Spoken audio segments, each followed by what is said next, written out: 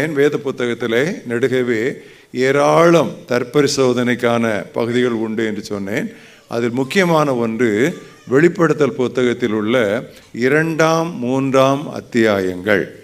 இந்த வெளிப்படுத்தலில் உள்ள 2, 3 அத்தியாயங்களிலே ஆண்டவராகிய இயேசு கிறிஸ்து அன்று ஆசியாவில் இருந்த 7 திருச்சபைகளுக்கு அவர் தன்னுடைய செய்தியை அனுப்புகிறார். இந்த 2 அத்தியாயங்களையும் உங்களுக்கு நேரம் கிடைக்கும்போது நீங்கள் தெளிவாக நீங்கள் வாசித்து பாருங்கள். கூடிய மட்டும் உபவாசம் பண்ணி முழங்காலில் நின்று இந்த 2 அத்தியாயங்களையும் வாசித்தால் அநேக பகுதிகளிலே தேவனுடைய ஆவியானவர் உங்களை உணர்த்துவதை நீங்கள் அறிவீர்கள். பொதுவான நாம் இந்த 2 அத்தியாயங்களிலே பார்க்கிற சில காரியங்களை சொல்லிவிட்டு நான் இந்த செய்திக்குள்ளே நான் கடந்து போகிறேன்.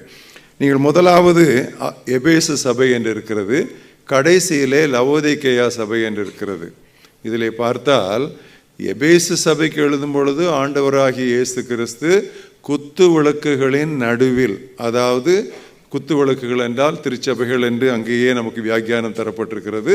ஸோ திருச்சபைகளின் நடுவில் இருக்கிறார் துவக்கத்திலே. ஆனால் வர வர நிலைமை மோசமாகி 7ஆம் சபையாகிய லவோதிக்கேயா சபைக்கு வரும் பொழுது ஆண்டவர் குத்து விளக்குகளின் நடுவிலும் இல்லை, ஓரத்திலும் இல்லை, திருச்சபைக்கு வெளியே இருந்து கதவை தட்டி கொண்டிருக்கிறார் உள்ளே வருவதற்கு. நல்ல நிலைமை பாருங்கள். எங்கே ஆரம்பிச்சது? ஆண்டவர் திருச்சபையின் நடுவில் இருப்பதாக ஆரம்பித்து நெடுகவே நிலைமை மோசமாகி முடிவிலே என்னை உள்ளே வரவிட மாட்டாயா என்று சொல்லி கதவை திறக்க மாட்டாயா என்று ஆண்டவர் திருச்சபையை பார்த்து தட்டி கொண்டிருக்கிற ஒரு நிலைமையை நாம் இங்கே பார்க்கிறோம். இன்னொரு காரியம் நாம் இதில் அறிந்து கொள்ள வேண்டும். என்னவென்றால், இந்த செய்திகளை எல்லாம் கொடுப்பது ஆண்டவராய் இயேசு கிறிஸ்து. ஒவ்வொரு சபைக்கும் அவர் எழுதுகிறார், ஒவ்வொரு திருச்சபைக்கும் இது இயேசு கிறிஸ்துவனுடைய கடிதம். ஆனால் முடிவிலே என்ன பார்க்கிறோம் என்றால், ஆவியானவர் சபைகளுக்கு சொல்லுகிறதை காது உள்ளவன் கேட்க கடவன் என்று இருக்கிறது. அதிலிருந்து என்ன நாம் அறிந்து கொள்கிறோம் என்றால், the message was from Christ but the voice was of the Spirit. அதாவது செய்தி கிறிஸ்துவினுடையது, ஆனால் அந்த செய்தியை கொண்டு மக்களுக்கு அறிவித்த குரல் ஆவியானவருடைய குரல். இதை நாம் அறிந்து கொள்ள வேண்டும்.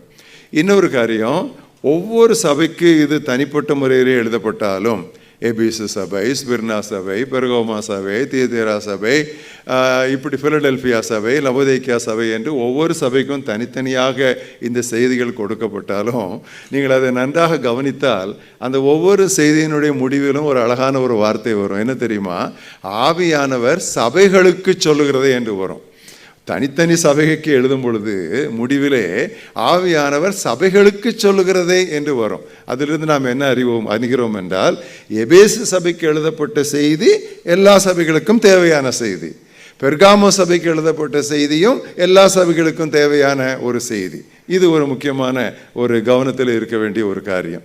அது மட்டுமல்ல, இது திருச்சபைக்கு எழுதப்பட்டாலும் எபேசு சபைக்கு எழுத வேண்டியது என்னவென்றால் என்று இது துவங்கினாலும் முடிவிலே ஒவ்வொரு செய்தியின் முடிவிலும் ஆண்டவர் என்ன சொல்கிறார் என்று சொன்னால், காது உள்ளவன் ஒரு தனிநபர், he who has an ear let him hear what the Spirit says to the churches. காது உள்ளவன், காது இருக்கிறவன் என்று சொல்லி அது ஒரு சிங்குலரில் வருது, ஒரு ஒருமைப்பாட்டில் வருது. அதை நீங்கள் ஒருபோதும் நாம் அதை மறந்து விடக்கூடாது.